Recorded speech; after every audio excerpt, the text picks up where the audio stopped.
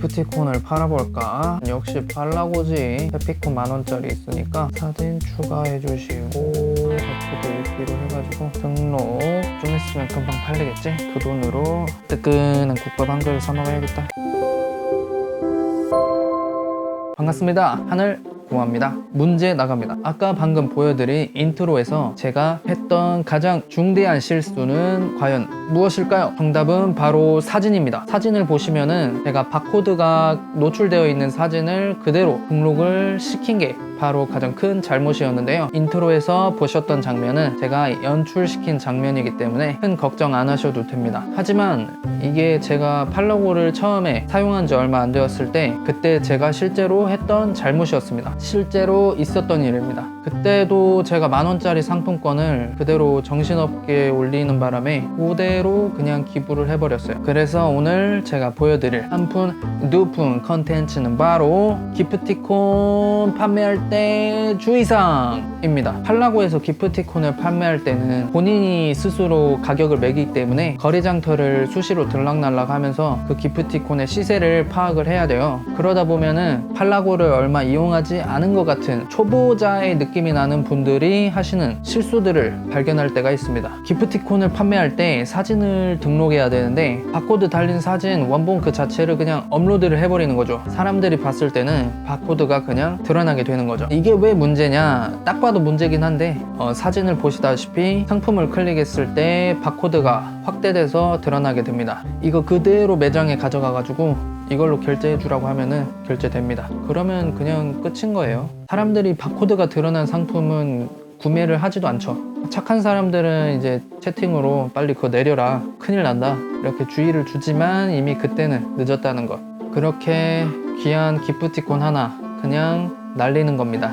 저도 한번 실제로 그랬던 적이 있기 때문에 굉장히 그럴 때는 마음이 아픕니다. 한두 개쯤은 진짜 있더라고요, 그런 상품들이. 한 단계 업그레이드 된 실수가 있습니다. 그게 뭐냐면 바코드를 가리려고 모자이크나 뭐 색칠을 해가지고 가리긴 가려. 그런데 100% 가리는 게 아니라 99%만 가리는 거예요. 그거는 뭐 본인이 인지하지 못하고 그렇게 됐겠죠, 실수로. 그러다 보니까 위에가 살짝 보이는 거죠. 바코드의 선이 살짝 실금처럼 살짝 있습니다. 0.3mm 뭐 이 정도만 보여도 익명의 누군가에게 바코드를 기부할 수 있습니다. 왜냐하면은 요즘 기술이 좋아져서 이런 거는 다 원상복구 시켜버리거든요. 포토샵만 해도 다 할 수 있습니다. 이 실금 같은 부분을 연장을 시켜서 원상태의 바코드를 만들 수도 있고요.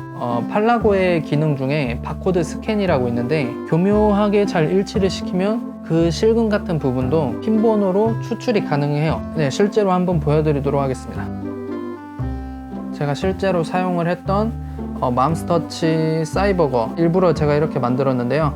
이걸로 스캔을 해서 추출을 해볼게요. 이게 한 번에 되진 않고 잘 맞추면 되더라고요. 됐다. 이게 바코드 스캔을 잘 맞추면은 핀번호로 추출이 가능합니다. 이렇게 해서 그냥 매장에 가서 이 핀번호로 결제해달라고 하면은 그냥 그거 날리는 거예요, 그냥. 물론 팔라고 유저들에게만 하는 얘기는 아니고요. 기타 여러 가지 플랫폼에서도 이런 게 적용이 되기 때문에 말씀을 드리는 겁니다. 네이버에 제가 기프티콘 복구 이렇게 검색을 해봤는데 실제로 중고나라나 기타 여러 사이트에서 피해를 당하신 분들이 많이 있더라고요. 이제 기프티콘을 판매를 했는데 이미 사용된 기프티콘이니까 써놓고 거짓말한다, 증명해라, 네가 썼는지 안 썼는지 모르니까. 근데 이제 증명을 한 거죠. 그러다 보니까 고소를 하네 뭐 그런 얘기들이 많이 있거든요. 중고나라에 보면은 그냥 원본 올리는 분들도 있고 SNS에 기프티콘 받았다고 자랑하려고 바코드에 스티커 하나만 딱 붙여가지고 나머지 다 보이는데, 그런 일들이 사사건건 많습니다. 판매자가 사진을 잘못 올려서 그런 일이 벌어진 거는 물론 판매자의 잘못이고 판매자의 실수이긴 합니다. 하지만 타인의 기프티콘을 제3자가 악용해서 사용한다면 그건 엄연히 범죄일 수 있기 때문에 여러분들도 그런 사진을 발견해도 절대 악용하시지 않았으면 좋겠습니다. 네, 오늘의 컨텐츠 여기까지 마치고요. 여러분에게 조금이나마 도움이 되었으면 좋겠습니다. 인사드리도록 할게요. 고맙습니다. 또 봅시다.